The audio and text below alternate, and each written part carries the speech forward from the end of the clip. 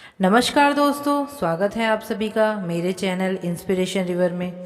दोस्तों, आज मैं आपके साथ एक कहानी शेयर करने वाली हूँ जिसका शीर्षक है समस्या का समाधान। तो चलिए कहानी शुरू करते हैं। किसी शहर में एक व्यक्ति था। वह हमेशा दुखी रहा करता था क्योंकि उसकी समस्याएं कभी ख़त्म नहीं होती थी। इसलिए धीरे धीरे उसे ऐसा लगने लगा कि उससे दुखी व्यक्ति संसार में कोई और नहीं है। उसकी बातें तक कोई सुनना नहीं चाहता था क्योंकि हमेशा वो नकारात्मक बातें ही किया करता था। इस बात से तो वह और परेशान हो जाता कि कि कोई उसकी बात सुनने वाला नहीं है।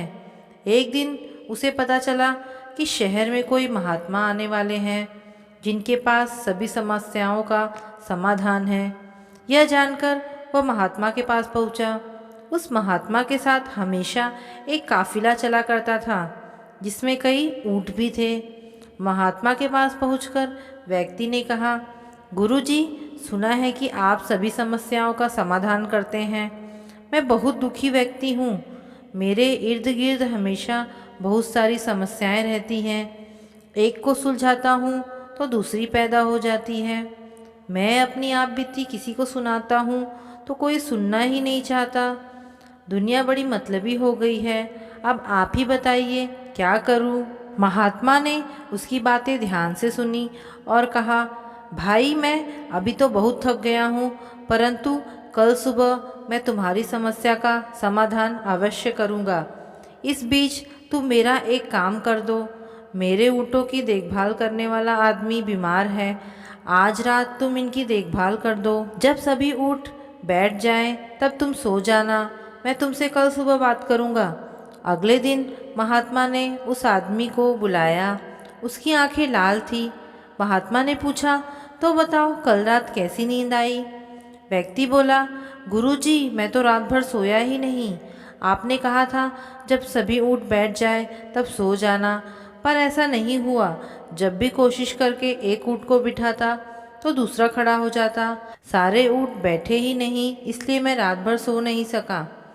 महात्मा जी ने मुस्कुराते हुए कहा, मैं जानता था कि इतने ऊँट एक साथ कभी नहीं बैठ सकते, फिर भी मैंने तुम्हें ऐसा करने को कहा। यह सुनकर व्यक्ति क्रोधित होकर बोला, महात्मा जी, मैं आपसे हल मांगने आया था, पर आपने भी मुझे परेशान कर दिया। महात्मा बोले, नहीं भाई, दरअसल ये तुम्हारी समस्या का समाधान है। संसार के किसी भी व्यक्ति की समस्या इन ऊँटों की तरह ही है।